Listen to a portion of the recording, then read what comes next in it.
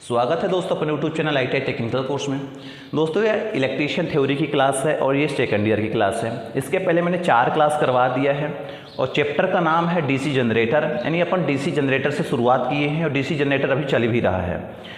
अपन अभी जो पढ़ रहे हैं तो पार्ट्स ऑफ डीसी जनरेटर पढ़ रहे हैं कि डीसी जनरेटर में कितने पार्ट होते हैं, कौन सा पार्ट का क्या यूज होता है, सभी पार्ट के बारे में एक एक करके देख रहे हैं। इसके पहले मैं कल कम्यूटेटर पढ़ा था, लेमिनेटेड कोर के बारे में पढ़ा था, कार्बन ब्रश के माध्यम पढ़ा था। ये कम्यूटेटर का काम क्या है, लेमिनेटेड कोर क्या होती है, कार्बन ब्रश क्या होती है, ये सारे चीज़ कल क्लियर कर लिए थे। यदि आप लोग उसको नहीं देखो तो ज़रूर देखिए, बहुत इंपॉर्टेंट क्वेश्चन है। जैसे कि मैंने कम्यूटेटर का पूरा फंक्शन बताया था, कम्यूटेटर है क्या, किस लिए कम्यूटेटर का यूज किया जाता है, कम्यूटेटर किस मटेरियल का बनाया जाता है और कम्यूटेटर कहाँ यूज किया जाता है, ये सारी चीज़ें मैंने कल क्लियर कर दिया था। ये जो कम्यूटेटर मैंने कल पढ़ाया था आप लोग को नोट्स कर लेना चाहिए और मैंने बहुत अच्छे से समझाया था। कम्यूटेटर मुख्यतः AC को DC में कन्वर्ट करने के लिए बनाया जाता है। कम्यूटेटर आर्मेचर के शाफ्ट पर लगा होता है। कम्यूटेटर से बिजली को कलेक्ट करने के लिए हम लोग कार्बन ब्रश का यूज करते हैं। फिर कार्बन ब्रश के पूरा मॉडल पढ़े थे कि कार्बन ब्रश का हम यूज क्यों करते हैं, यदि हम कार्बन ब्रश का यूज नहीं करेंगे तो क्या नुकसान हो जाएगा। ये जो कम्यूटेटर है तो ये जो सोल्डरिंग करते हैं, आर्मेचर की जो कॉइलें होती हैं सोल्डरिंग करते हैं, तो यहाँ पे जो ये वाला भाग होता है ये होता है राइजर होता है। ये देख लीजिए कम्यूटेटर कहाँ लगाया जाता है, ये शाफ्ट पर लगाया जाता है। दो कम्यूटेटर, ये कम्यूटेटर के बीच जो इंसुलेशन लगा होता है, माइका लगा होता है इंसुलेशन, ये जो कम्यूटेटर होता है ये AC को DC में कन्वर्ट करता है। बहुत अच्छे अच्छे क्वेश्चन आते हैं यहाँ पे, हर एक कंपटीशन लेवल में पूछा जाता है। यदि आप ये चाह रहे हो कि मैं ITI कंप्लीट करूं उसके बाद कोई कंपटीशन की तैयारी करूं तो आपको सबसे पहले बेहतर से बेहतर थ्योरी का नॉलेज होना चाहिए, तभी आप आगे MCQ क्वेश्चन या ऑब्जेक्टिव क्वेश्चन की तैयारी कर सकते हो या कंपटीशन की तैयारी कर सकते हो। क्योंकि हर एक एग्जाम पे CBT क्वेश्चन पूछे जाते हैं या ऑनलाइन क्वेश्चन होते हैं, बहुविकल्पी प्रश्न होते हैं। तो क्वेश्चन जो उठाया जाता है तो इन सभी छोटी छोटी चीज़ों से उठाया जाता है जो लड़के इनको छोड़ देते हैं, थ्योरी पढ़े नहीं रहते। थ्योरी ना पढ़ने के कारण उनसे ऑब्जेक्टिव में बहुत प्रॉब्लम जाती है। तो यदि आप लोग इसके नोट्स बना रहे हो प्रॉपर बना लीजिए, मैं कंटिन्यू डेली एक एक करके बहुत अच्छे से क्लियर कर देता हूँ और आप लोग इसके नोट्स बना लो। फिर इसके बाद हम लोग कार्बन ब्रश के बारे में पढ़ा था। एक जो कार्बन ब्रश होता है, कार्बन ब्रश का काम क्या है, हम जो बिजली को कलेक्ट करते हैं यहाँ कम्यूटेटर से आउटपुट में लेते हैं, तो कार्बन ब्रश ही क्यों यूज करते हैं। फिर इसके बाद हम लोग फील्ड वाइंडिंग के बारे में पढ़ा था, फील्ड वाइंडिंग क्या होती है, फील्ड वाइंडिंग किस वायर का यूज करते हैं, सुपर इनेमल्ड कॉपर वायर का ही हम लोग यूज करते हैं। फील्ड वाइंडिंग है जो पोल पे लगाई जाती है, ये फील्ड वाइंडिंग है। ठीक, इनके बारे में मैंने कल क्लियर कर लिया था। अब आज आगे इसके आगे अपन पढ़ लेते हैं। ये सारी चीज़ तो कल हो गई थी, आज पढ़ते हैं ब्रश लीड। ब्रश की लीड, आपने इसके पहले कार्बन ब्रश पढ़ा था। कार्बन ब्रश में एक लीड लगाई जाती है। लीड किस लिए लगाई जाती है, करंट को आगे देने के लिए, यानी ब्रश लीड पे देख लेते हैं। ब्रश के साथ जोड़ा गया फ्लेक्सिबल तार का टुकड़ा, ये जो फ्लेक्सिबल तार का टुकड़ा आपको दिख रहा है, ब्रश के साथ जोड़ा गया फ्लेक्सिबल तार का टुकड़ा, ये देखो ब्रश के साथ जोड़ा गया फ्लेक्सिबल तार का टुकड़ा ब्रश लीड या पिगटेल कहलाता है। इसको हम पिगटेल भी बोल सकते हैं। ये तो हमारा पूरा कार्बन ब्रश हो गया, ये आपको कार्बन ब्रश दिख रहा है, मगर इससे जो वायर जुड़ा हुआ है तो इसको बोलते हैं ब्रश की लीड। ब्रश के साथ जोड़ा गया फ्लेक्सिबल तार का टुकड़ा ब्रश लीड या पिगटेल कहलाता है। तार का यह टुकड़ा ब्रश का संबंध बाहरी परिपथ से स्थापित करने के लिए प्रयोग किया जाता है। अब आपको क्लियर होना चाहिए कि जो ब्रश लीड होती है, ब्रश लीड का सिर्फ काम यही है, जो कम्यूटेटर से करंट उठाता है यानी कलेक्ट करता है तो उसको बाहर आउटपुट में देने के लिए ही यूज किया जाता है, आउटपुट में ही देता है, यानी बाहरी परिपथ से स्थापित कर देता है, कनेक्ट कर देता है, दे देता है। अब आपको ये क्लियर हो जाना चाहिए ब्रश लीड होती क्या है। ब्रश लीड एक फ्लेक्सिबल कॉपर वायर होता है जो कार्बन ब्रश से जुड़ा होता है, अटैच होता है। ब्रश लीड से ही के माध्यम से ही हम लोग आउटपुट में बाहरी सर्किट में करंट को कलेक्ट करते हैं या संयोजित करते हैं, जोड़ते हैं। फिर नेक्स्ट आता है रॉकर प्लेट, 9वां नंबर है।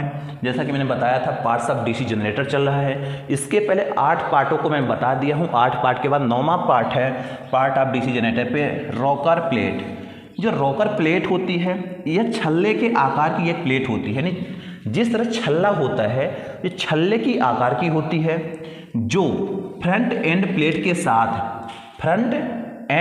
के साथ बोल्ट द्वारा कसी होती है। Front end plate front plate और एंड प्लेट, लास्ट प्लेट के साथ बोल्ट के द्वारा कसी होती है। रॉकर प्लेट पर ब्रश होल्डर फंसा दिए जाते हैं या पेंचों से कस दिए जाते हैं। रॉकर प्लेट में स्टड लंबे खांचे बने होते हैं जो बोल्ट को ढीला करके ब्रश होल्डर को समायोजित किया जाता है। जो रॉकर प्लेट होती है तो ये छल्ले के आकार की होती है, जिस प्रकार छल्ला होता है इस तरह के ये आपको दिख रही होगी, इस आकार के रॉकर प्लेट होती है छल्ला की तरह से। इसी में कार्बन ब्रश वगैरह को फंसाकर हम लोग नट बोल्ट के माध्यम से इसको टाइट कर देते हैं। ठीक, ब्रश होल्डर को इसमें कनेक्ट करके संयोजित कर देते हैं। तो अब आपको क्लियर हो जाना चाहिए कि ये जो रॉकर प्लेट होती है ये छल्ले के आकार की होती है। एक प्लेट होती, छल्ले के आकार की एक प्लेट होती है जो फ्रंट एंड प्लेट के साथ, फ्रंट प्लेट और एंड प्लेट यानी दोनों प्लेट के साथ बोल्ट द्वारा हम लोग कस देते हैं। ठीक, नेक्स्ट आ जाओ, एंड कवर, इसको बोलते हैं एंड कवर। कवर आप सुने होंगे, जब किसी मशीन को हम खोलते हैं तो सबसे पहले उसका कवर खोलते हैं। ठीक, जनरेटर को बॉडी के दोनों ओर 2 कास्ट आयरन से बने ढक्कन लगाए जाते हैं। ढक्कन आप सुने होंगे, पहले ढक्कन ही खोलते हैं कोई भी चीज़ का। जनरेटर के बॉडी के दोनों ओर 2 कास्ट आयरन से बने ढक्कन लगाए जाते हैं। इनमें बेयरिंग लगी होती है और जनरेटर को ठंडा रखने के लिए कुछ छेद बनाए जाते हैं। इसी में इस तरह देखो, इसमें बेयरिंग लगी हुई है, कुछ छेद बनाए गए हैं जनरेटर को हवा जाने के लिए। कहीं कहीं तो और ज़्यादा बनी होती है, इस तरह भी बनी होती है। तो एंड प्लेट मुख्यतः कास्ट आयरन के बनाए जाते हैं। एंड प्लेट जनरेटर के 2 होते, फ्रंट में एक साइड में बैक में होता है। एंड प्लेट में बेयरिंग लगाई जाती है। ये चीज़ क्लियर कर लेना क्योंकि क्वेश्चन पूछता है कि एंड प्लेट में क्या क्या चीज़ें लगी होती हैं, बेयरिंग कहाँ लगी होती है। तो बेयरिंग जो लगी होती है तो एंड प्लेट में लगी होती है। एंड प्लेट कास्ट आयरन के बनाए जाते हैं। कम्यूटेटर की तरफ वाले कवर को फ्रंट एंड कवर तथा दूसरे कवर को रियर एंड कवर कहते हैं। हमारे जो जनरेटर होता है एक साइड कम्यूटेटर लगा होता है, एक साइड कुछ नहीं लगा होता है। तो जिस साइड कम्यूटेटर लगा होता है उसको फ्रंट एंड कवर बोलते हैं, पहला कवर बोलते हैं, फ्रंट वाला कवर बोलते हैं, उसको सामने का कवर बोल सकते हैं। उसके बाद जो पीछे का होता है तो उसको बैक कवर बोलेंगे ही, रियर कवर या रियर कवर ही बोलेंगे। तीसरा नंबर है, नेक्स्ट है 11वां नंबर जो पार्ट्स हैं, बेयरिंग है। यानी आप सुने होंगे बेयरिंग बहुत प्रकार की होती है, बॉल बेयरिंग, रोलर बेयरिंग। अब इसमें से हम लोग किसी मशीन को स्मूथ घुमाने के लिए, हल्का घुमाने के लिए बेयरिंग का उपयोग करते हैं।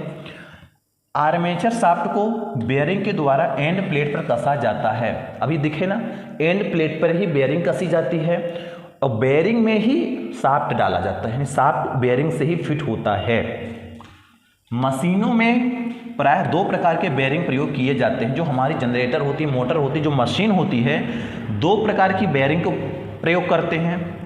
छोटे जनरेटर पे बुश बेयरिंग प्रयोग की जाती है और बड़े जनरेटर पे बॉल बेयरिंग अथवा रोलर बेयरिंग प्रयोग की जाती है। छोटा जनरेटर है तो उसमें हम लोग बुश बेयरिंग का प्रयोग करेंगे। यहीं पर यदि बड़ा जनरेटर है तो उसमें बॉल बेयरिंग या रोलर बेयरिंग का प्रयोग करेंगे। 2 प्रकार की बेयरिंग होती है, बॉल बेयरिंग, रोलर बेयरिंग। छोटी मशीन है, यदि यहीं पे देखा जाए तो छोटे जनरेटर पे बुश बेयरिंग और बड़े जनरेटर पे बॉल बेयरिंग। क्वेश्चन पूछता है छोटे जनरेटर पे किस प्रकार की बेयरिंग का यूज करते हैं, बुश बेयरिंग का यूज करते हैं। बड़े जनरेटर पे बॉल बेयरिंग का प्रयोग करते हैं या रोलर बेयरिंग का उपयोग करते हैं। बेयरिंग कहाँ लगाई जाती है, आप बता सकते हो, एंड कवर पर या एंड प्लेट पर लगाई जाती है। बेयरिंग का काम क्या है, किसी भी चीज़ को बहुत हल्का घुमाना, बहुत स्मूथ घुमाना, इसलिए बेयरिंग का उपयोग करते हैं। बेयरिंग का मुख्य कार्य है कि आर्मेचर शाफ्ट को तीव्र गति में घुमाने की स्वतंत्रता प्रदान करता है। बेयरिंग के स्नेहक के लिए सिंथेटिक ऑयल का उपयोग किया जाता है। देखे होंगे हम लोग बेयरिंग में ऑयल वगैरह, ग्रीस वगैरह देते रहते हैं ताकि अच्छा स्मूथ घूमे, हल्का घूमे। और बेयरिंग का मुख्य कार्य आर्मेचर शाफ्ट को तीव्र गति पर घुमाने की स्वतंत्रता प्रदान करता है, यानी बहुत स्मूथ घुमाता है, बहुत हल्का घुमाता है। और हम लोग स्नेहक के लिए, यानी कूल, उसके स्नेहक के लिए यानी लुब्रिकेशन के लिए सिंथेटिक ऑयल का उपयोग करते हैं। ये देखो, ये है बेयरिंग। बहुत प्रकार की बेयरिंग है, बॉल बेयरिंग है, रोलर बेयरिंग है, बुश बेयरिंग है, जो भी आप समझो, ये बहुत प्रकार की बेयरिंग है।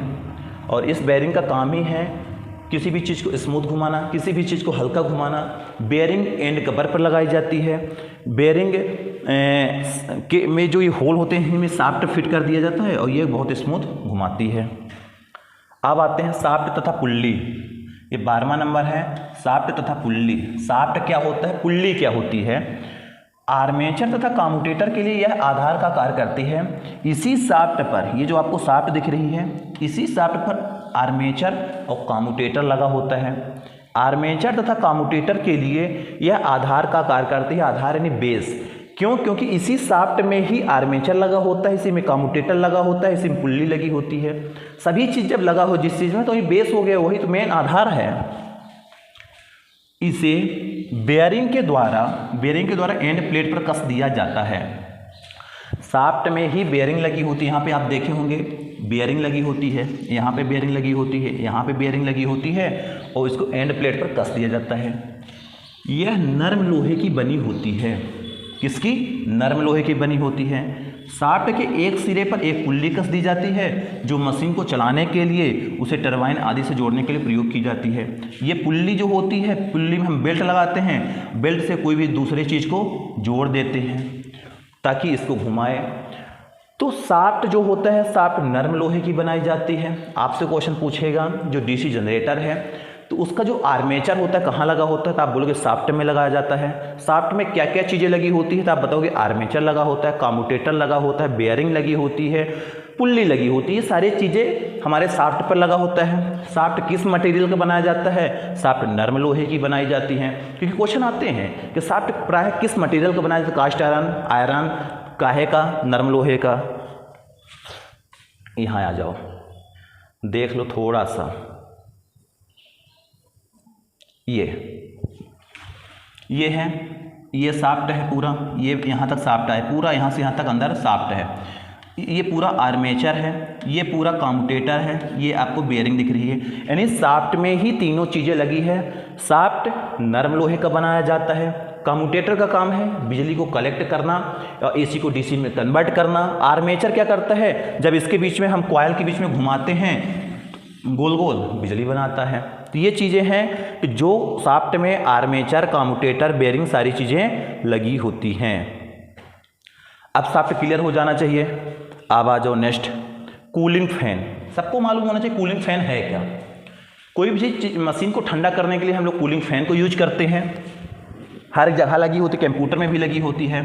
मशीन को ठंडा रखने के लिए आर्मेचर पर कम्यूटेटर वाले सिरे के विपरीत सिरे पर एक कास्ट आयरन का बना पंखा लगाया जाता है। जैसे ही आर्मेचर घूमना प्रारंभ करता है तो पंखा भी घूमने लगता है और ठंडी हवा देकर जनरेटर को ठंडा रखता है। जब हमारा शाफ्ट रोटेट करता है तो शाफ्ट के फ्रंट साइड तो कम्यूटेटर लगा होता है, ये फ्रंट साइड होगा, बैक साइड एक पंखा लगाया जाता है। ये पंखा बाहर की हवा को अंदर ले जाता है, जो अंदर की उष्मा होती है, जो हीट होती है, उसको बाहर ट्रांसफर कर देता है, भगा देता है, वो आर्मेचर को हमारे ठंडा रखता है। ये जो कूलिंग फैन होता है कास्ट आयरन का बनाया जाता है। आपसे पूछेगा भैया, जैसा कि मैंने बताया, ये हमारे पास मान लो शाफ्ट है, शाफ्ट में कुछ दूर तक आर्मेचर लगा रहेगा, फिर इसके बाद एक कम्यूटेटर लगा होगा, इसी कम्यूटेटर के पास कार्बन ब्रश लगे होते हैं, यहाँ पे बेयरिंग लगी होती है और यहाँ पर ही पंखा लगा होता है, फैन लगा होता है यहाँ पर। अब बताओ, ये जब रोटेट करेगा तो पंखी भी घूमेगी, ये हमारा आर्मेचर भी घूमेगा, ये कम्यूटेटर भी घूमेगा, बेयरिंग अस्थाई रहेगी। और इधर भी बेयरिंग लगा देते हैं, इधर भी बेयरिंग लगा देते हैं, यहाँ पे भी बेयरिंग लगा देते हैं। ये चीज़ें होती है। ये हो गया आर्मेचर हो गया, ये आर्मेचर हो गया, ये कम्यूटेटर, ये दोनों साइड बेयरिंग हो गई, ये पूरा यहाँ से वहाँ तक शाफ्ट हो गया। शाफ्ट के पीछे पंखा लगाया जाता है, जैसा ही पूरा घूमेगा तो पंखा अंदर की हवा, बाहर की हवा को अंदर देगा, जो अंदर हीट उत्पन्न होगा हीट को ट्रांसफ़र करेगा, बाहर फेंक देता है और मशीन हमारी ठंडी रहती है। तो यही चीज़ बताया गया है। मशीन को ठंडा रखने के लिए आर्मेचर पर कम्यूटेटर वाले सिरे के विपरीत, इधर कम्यूटेटर लगा तो इसके विपरीत पंखा, कास्ट आयरन का बना पंखा लगाया जाता है। जैसे ही आर्मेचर घूमना प्रारंभ करता है तो पंखा भी घूमने लगता है और ठंडी हवा देकर जनरेटर को ठंडा रखता है। ठीक, ये हमारा पंखा है। पंखा बहुत टाइप के होते हैं। अब बेड प्लेट, 14वां नंबर है पार्ट्स ऑफ डीसी जनरेटर में। बेड प्लेट यानी कोई भी मशीन बेड प्लेट पर ही रखाती है। किसी का एक आधार होता है, बेस होता है। जनरेटर के आधार को बेड प्लेट कहते हैं, कास्ट आयरन से बनाई जाती है और इसे बोल्ट के द्वारा फाउंडेशन पर कस दिया जाता है। ये फाउंडेशन यानी हमें बोल्ट के द्वारा कस कर इसी में मशीन को हम लोग इंस्टॉल कर लेते हैं, रख लेते हैं। ये मुख्यतः कास्ट आयरन का बनाया जाता है। तो ये आपको मालूम होना चाहिए बेड प्लेट क्या है, फैन का काम क्या है, शाफ्ट का काम क्या है, बेयरिंग का काम क्या है, फिर उसके बाद आर्मेचर का काम क्या है, कम्यूटेटर का काम क्या है, फिर उसके बाद एंड प्लेट क्या होती हैं। सारे पार्ट का नाम बिल्कुल रटा होना चाहिए, क्योंकि कहीं से भी कुछ क्वेश्चन पूछ देता है। आपसे इंटरव्यू में क्वेश्चन पूछे जाते हैं कि बताइए कि हमारा फैन जो होता है कहाँ पे लगाया जाता है, क्यों लगाया जाता है, कम्यूटेटर का फंक्शन बताइए, आर्मेचर का फंक्शन बताइए। तो ये सारी चीज़ें आपको पढ़ना है भैया। बेड प्लेट के बाद आई होल। कोई भी चीज़ देखी होगी, बड़ी बड़ी जो मशीनें होती हैं, ट्रांसफार्मर होते हैं, मोटर होते हैं, उनको उठाने के लिए कहीं ना कहीं हुक लगाया जाता है। इस तरह देखो हमारे मोटर पे हुक लगाया गया है, ये हुक है, ये पूरा हुक है। जनरेटर को उठाने के लिए प्राय उसकी बॉडी पर एक गोल छिद्र वाला हुक लगाया जाता है, जिसे आई बोल्ट कहते हैं। आई बोल्ट यानी नाम के साथ मैं डायग्राम दिखा रहा हूं ताकि आपके दिमाग में दौड़े, आपको पता चल जाए कि भैया हाँ हुक यानी हाँ मोटर के ऊपर एक गोलकार चूड़ीकार लगा होता है, उसी से पकड़ उठा लेते हैं, उसी को हुक बोलते हैं। इस तरह के ये आई बोल्ट, जनरेटर हो, मोटर हो, अल्टरनेटर, भाई इसको उठाने के लिए कहीं ना कहीं तो कुछ फंसाने के लिए होगा। जैसे गाड़ी के टोचन में, कार में देखो पीछे हुक लगा होता है खींचने के लिए, आगे लगा होता है टोचन करने के लिए। तो ये क्रेन के माध्यम से जब उठाते हैं तो इनको टोचन करने के लिए कहीं ना कहीं हुक लगाते हैं, ताकि इसको आसानी से हम फंसाकर चैन वगैरह उठा सकें। तो इसको बोलते हैं आई बोल्ट। ठीक, डायग्राम इसलिए मैंने दिखा दिया, आप देखो तो आप बता सको हाँ ये आई होल हो गया, ये बेयरिंग हो गई, ये कम्यूटेटर है, ये आर्मेचर है, ये पंखा है। सभी का काम क्या है, कौन से किस मटेरियल के बनाए गए हैं, किसका क्या काम होता है। फिर इसके बाद टर्मिनल बॉक्स। टर्मिनल बॉक्स जब हमारा जनरेटर बिजली बना देता है, बिजली को बाहर हम ले आ लेते हैं, तो कहीं ना कहीं उसको टर्मिनल एक डब्बा बनाते हैं, कनेक्शन पॉइंट बनाते हैं। जनरेटर की बॉडी पर, यहाँ पे जन लिखा है, जनरेटर पढ़ लेना। जनरेटर की बॉडी पर बेकेलाइट की एक मोटी सीट लगी होती है, जिस पर नट बोल्ट के द्वारा आर्मेचर कम्यूटेटर के संयोजन सिरे कसे होते हैं। आर्मेचर के कम्यूटेटर के कनेक्शन सिरे, संयोजन मतलब होता है कनेक्शन, सिरे कसे होते हैं, कनेक्शन के जो पॉइंट होते हैं कसे होते हैं। यह व्यवस्था टर्मिनल बॉक्स कहलाती है। ये जो व्यवस्था है इसका मुख्य कार्य डीसी जनरेटर द्वारा उत्पन्न किया गया विद्युत वाहक व लोड को प्रदान करना। ये देख लो, ये जनरेटर का टर्मिनल बॉक्स है भाई, ये पूरा टर्मिनल बॉक्स है। यहाँ पे ये देखो मैं टर्मिनल बॉक्स खोल के दिखा रहा हूँ। यानी जो जनरेटर हमारा बिजली जनरेट करेगा यहाँ पे, जिसको माध्यम से हम लोग यहाँ पे टर्मिनल बॉक्स पे वायर के माध्यम से लिया लेंगे, फिर इसके माध्यम से हम लोग बाहर लिया लेंगे। तो जो टर्मिनल बॉक्स होता है यह जनरेटर की बॉडी के ऊपर लगाया जाता है, यहीं पे सारे कनेक्शन लगाए जाते हैं और इसी के माध्यम से हम बिजली को बाहर ले लेते हैं। अब आपको क्लियर हो जाना चाहिए कि टर्मिनल बॉक्स क्या है, आई होल क्या है, टर्मिनल बॉक्स कहाँ पे लगाया जाता है, आई होल क्या होता है, कूलिंग फैन का काम क्या है। क्योंकि पार्ट्स ऑफ डीसी जनरेटर यदि आपसे बनता है तो सारे मोटर पढ़ लोगे, सारे अल्टरनेटर पढ़ लोगे, ये सारी चीज़ लिख लो।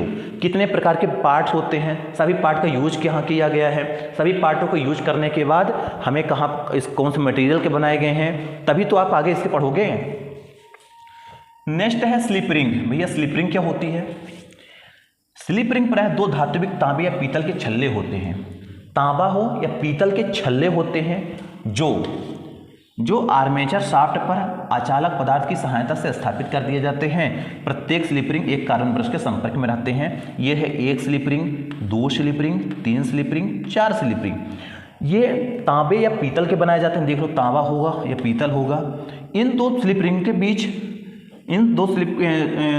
के बीच अचालक पदार्थ लगाया जाता है। ये देखो ये अचालक पदार्थ है, यहाँ पर ये ब्लैक कलर से ये अचालक पदार्थ है।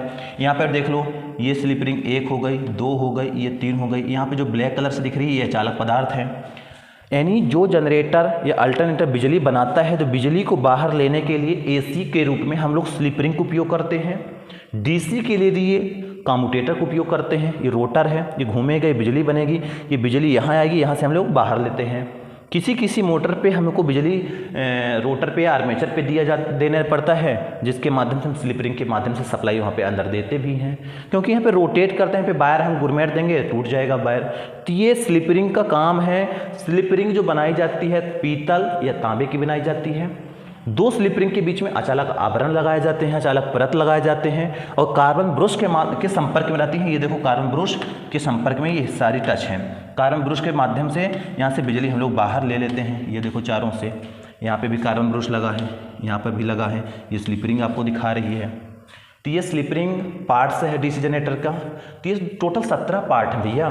जनरेटर में 17 पार्ट मैंने कंप्लीट कर दिया है। अब 17 पार्ट में यदि आपको कोई भी पार्ट डाउट है, नहीं समझ में आया तो कमेंट करना, उसको मैंने दोबारा से रिपीट कर दूंगा, दोबारा से क्लियर कर दूंगा। यदि क्लियर है तो सारी चीज़ें आप लोग यस कर देना। नोट्स ज़रूर बनाइएगा। नोट्स बनाने से दोबारा आपको कहीं भटकने की ज़रूरत नहीं है। अब इसके बाद अपन फिर और नेक्स्ट क्लास में देखते हैं क्या पढ़ना है। आज की 5वीं क्लास ख़त्म हो गई है। मिलते हैं नेक्स्ट वीडियो पे। जय हिंद, जय भारत।